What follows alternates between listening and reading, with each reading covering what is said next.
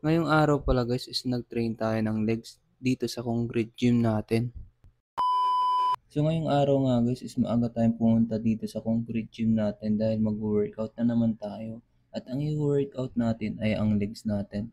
Kaya ayan, nag-stretching na nga ako para makapag-workout na. Dahil nga may napanood tayo na video na ang laki-laki ng katawan pero yung legs ay sobrang nipis. At ito nga yung napanood natin guys, sobrang laki ng upper niya. Pero pag tinignan mo yung legs niya, yan oh, sobrang nipis. Kaya ayan, nag-workout na nga tayo ng legs kahit tinatamad tayo ngayong araw guys.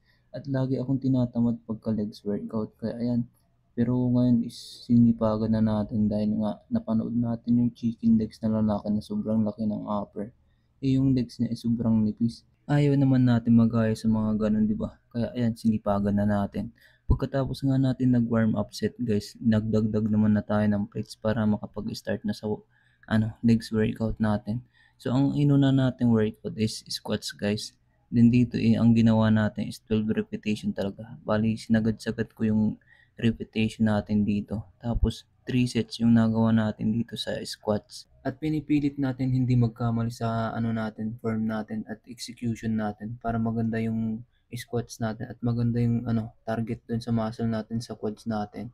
Kasi kahit magaan lang yung binubuhat natin kung proper form at maganda yung execution, sulit yung workout pag ganun guys. At dahil nga napanood natin yung sobrang nipis ng quads niya, ayan napilitan pa akong mag-goblet squats kahit nag-squats na tayo dun sa malaking barbell natin. Pero ang ginawa naman natin dito is 2 sets lang at 10 repetition. Bali sinundot lang natin yung quads natin. Pagkatapos nga natin mag-goblet squats guys, ayan dumiretso naman na ako ulit dun sa malaking barbell natin. So ang isusunod naman natin guys is sumo deadlift naman para sa sa inner tight natin.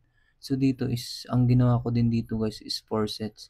Pero habang nagbubuhat pala ako dito guys, hindi ako masyadong makapag-concentrate kasi nga ang daming langgam dun sa paa ko guys. Kaya yun, tinigil ko muna. Dahil yung mga langgam na humahalik sa paa ko ay pula, hindi itim. Kaya ang sasakit ng mga halik nila. Kaya lumipat tayo ng pwesto, nilagay natin dun sa may salamin na yung barbell natin. Kaya dito ko naman na tinuloy yung sumo deadlift natin. At ang ginawa ko na dito guys is 12 repetition tapos 4 sets.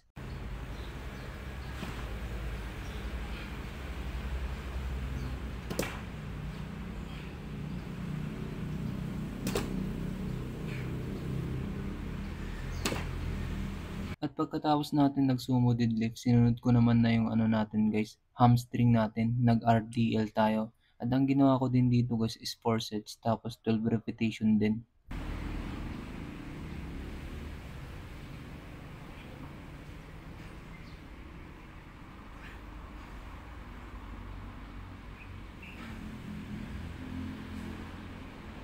Pagkatapos nga natin nag-RDL guys, ayun nagpahinga naman na ako ng ilang minuto. Tapos kumuha ulit tayo ng barbell para ang gagawin natin ay yung sa calf natin. Calf raises naman yung isusunod natin guys. So ang ginawa ko naman sa calf raises guys is 4 sets din tapos 15 repetition. Buti napanood natin yung video na yun kundi hindi natin na-realize na ang pangit pala talaga ng magkaroon ng sobrang nipis na legs. Buti na lang. Ay,